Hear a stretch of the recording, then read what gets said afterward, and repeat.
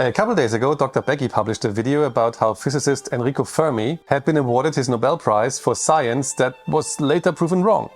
Everything she said was factually accurate, and I also understand where she was going with her message, which I also think is fine.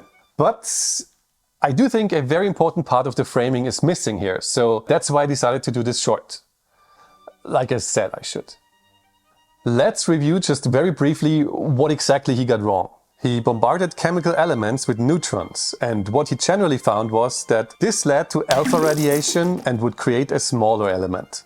Smaller by 2 because the alpha radiation took away 2 protons. Now, when this was attempted with uranium, they found no alpha radiation, and they got new elements that were difficult to identify. They were able to rule out anything between lead and uranium, so Fermi concluded they had created new elements, heavier than uranium.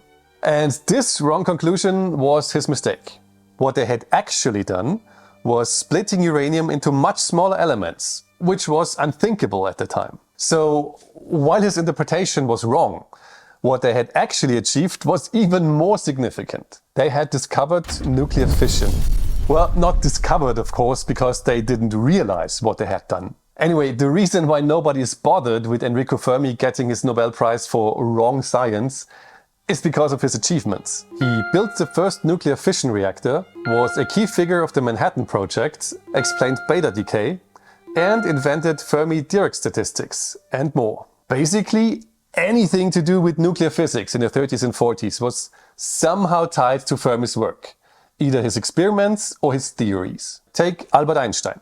He's been the most important physicist, probably even scientist, since 1900. He published a lot of theories and models, some of which were significant, some were groundbreaking, and some were just wrong. If the Nobel Committee had quoted one of the things he got wrong for his prize, it wouldn't have mattered.